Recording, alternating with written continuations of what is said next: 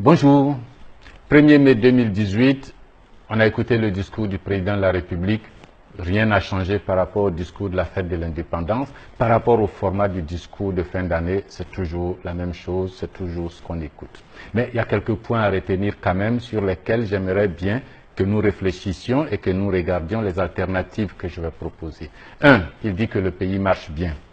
Il a créé 2 millions d'emplois, c'est vrai, mais pourquoi alors il y a autant de jeunes dehors qui cherchent toujours du travail? Et les 2 millions d'emplois, est-ce dans le secteur formel ou dans le secteur informel? Bon, s'il mesure l'augmentation de la masse salariale pour dire que les salaires ayant augmenté, donc les emplois aussi ont augmenté, d'accord, mais nous dehors, là, on voit de nombreux mendiants, de nombreux bacheliers non orientés et de nombreux chômeurs.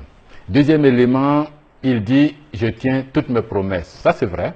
Il tient ses promesses souvent, mais pas dans ce sens-là. Il a tenu sa promesse quand il avait promis frapper le régime de Bédié, quand il avait promis frapper le régime de Gbagbo, il a tenu. Mais pour ce qui concerne la libéralisation du secteur de l'eau, annoncée un 1er mai, il n'y a pas très longtemps, la libéralisation du secteur de l'électricité, la libéralisation du secteur de l'énergie et autres, il n'a rien fait du tout.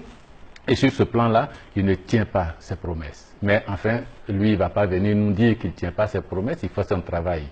Troisième élément, je combats le racket, je vais combattre le racket des policiers. Mais vous, les populations, combattez le racket des mairies. Mais Monsieur le Président de la République, il ne faut pas demander aux populations d'attendre l'année électorale pour sanctionner les maires. La Présidence de la République, le ministère de l'Intérieur, le gouvernement, le ministère de l'Administration territoriale ont les moyens pour sanctionner les maires indélicats et les policiers indélicats. C'est le travail du gouvernement et non le travail des populations.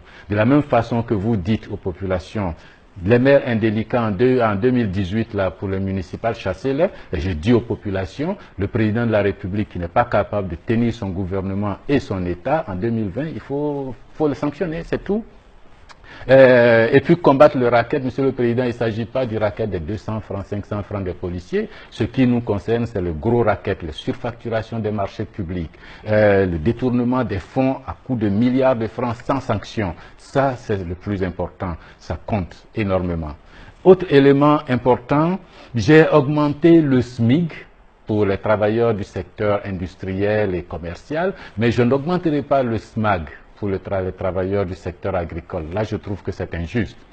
Les travailleurs du secteur agricole, on vient de leur dire que c'est 500 milliards de leur argent qui ont disparu dans les caisses des agences chargées de gérer le café et le cacao. Vous ne pensez pas que si ces 500 milliards avaient été éjectés effectivement dans le milieu rural, chez les ouvriers agricoles, chez les paysans, ils n'auraient pas eu à venir quémander une augmentation du salaire minimum agricole? Non, je trouve que c'est très injuste de parler comme ça des paysans et des ouvriers agricoles après toute la richesse que ce monde-là donne à l'État ivoirien.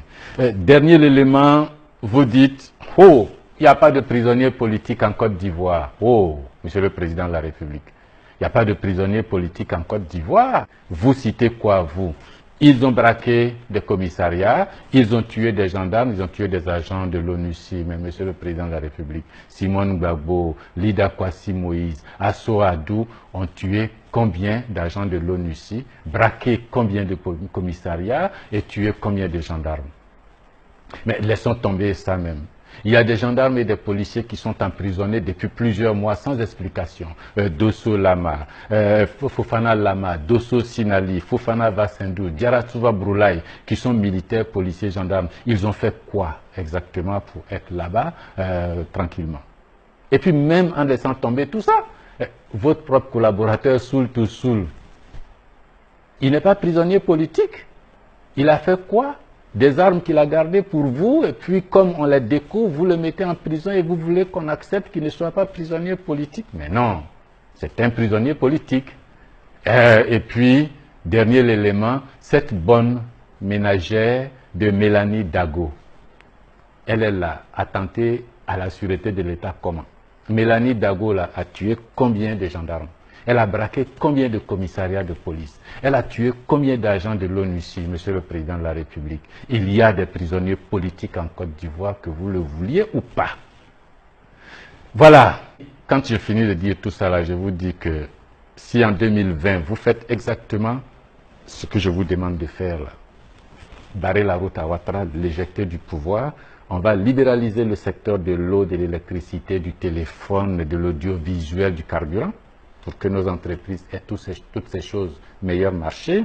On va combattre la corruption, mais on ne va pas commencer par les policiers, on va commencer par le sommet de l'État, combattre la corruption. Et puis ensuite, on va libérer les prisonniers politiques, sinon même commencer par là, et puis régler les problèmes fonciers dans nos pays. Si on arrive à faire ces deux choses, les prisonniers politiques et les problèmes fonciers, alors on construit la réconciliation nationale. Voilà comment je vois les choses, moi. Si ça vous a convenu, likez et puis ensuite partagez pour que nous soyons nombreux à faire circuler ces idées jusqu'à créer une force suffisante pour barrer la route à ce que M. Ouattara est en train de proposer. Je vous remercie.